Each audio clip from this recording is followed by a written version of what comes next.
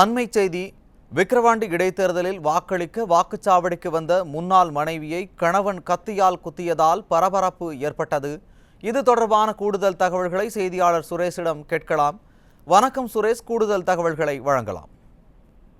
நிச்சயமாக விக்கிரவாண்டி சட்டமன்றத்திற்கான இடைத்தேர்தல் பரபரப்பாக நடைபெற்றக்கூடிய நிலையில் அனைத்து வாக்குச்சாவடி மையங்களிலும் வாக்காளர்கள் நீண்ட வரிசையில் நின்று வாக்களிப்பதை நம்மால் பார்க்க முடிகிறது.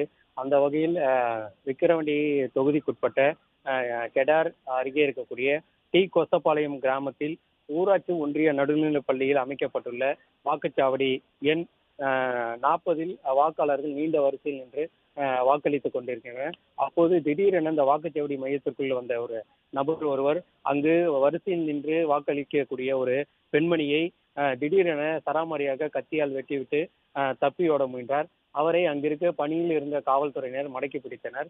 அப்பொழுது அந்த கத்தியால் தாக்கியதில் பலத்த காயமடைந்த அந்த பெண்மணியை விசாரித்த போது அவரது பெயர் கனிமொழி என்றும், அந்த கத்தியால் தாக்கப்பட்ட நபர் ஏழுமலை என்றும், இந்த கனிமொழியை தாக்கப்பட்ட கனிமொழியின் முன்னாள் கணவராக இருக்கக்கூடிய அந்த ஏழுமலை என்பவரும் குடும்ப தகராறு காரணமாக இந்த ஏழுமலை என்பவர் அந்த மனைவியை தற்போது வெளியூரில் வசித்து வருவதாகவும், தற்போது வாக்களிக்க சொந்த ஊருக்கு வருகை தந்த போது அந்த தகவலை கேள்வி அறிந்து தற்போது அந்த நிகழ்விடத்திற்கு வந்து தன்னுடைய முன்னாள் மனைவியை ஆத்திரம் கொண்டு கத்தியால் தாக்கியதாக இந்த காவல்துறை விசாரணை முதல்கட்ட விசாரணையில் தெரிய வந்துள்ளது.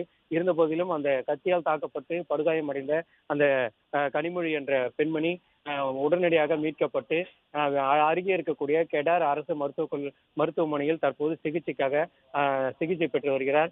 மேலும் மேல் சிகிச்சைக்காக முண்டியம்பாக்கம் அரசு மருத்துவக் கல்லூரி மருத்துவமனைக்கு அனுப்புகின்ற பணிகள் தற்போது அங்கு நடைபெற்று வருகின்றன.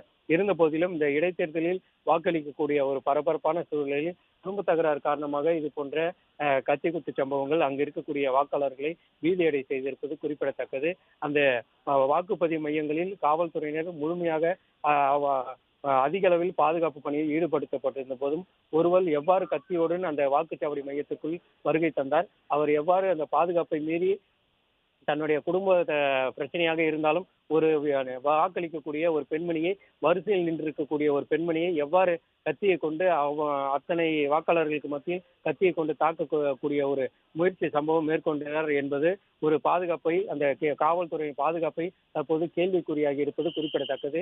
தற்போது பதட்டமான ஒரு நிலை அந்த விக்கிரவாண்டி தொகுதி முழுவதும் பல்வேறு இடங்களில் ஏற்கனவே இந்த வாக்காளர்களுக்கு பணம் கொடுப்பது, வாக்காளர்களை மிரட்டுவது போன்ற பல்வேறு அதிகார துஷ்பிரயோகத்தில் ஈடுபடும் இந்த திமுகவினருக்கு மத்தியில் இந்த கத்தி குத்து சம்பவம் பெரும் பரபரப்பையும் வாக்காளர்கள் மத்தியில் ஒரு பீதியை ஏற்படுத்தி இருப்பது குறிப்பிடத்தக்கது. கூடுதல் விவரங்களுக்கு நன்றி சுரேஷ்.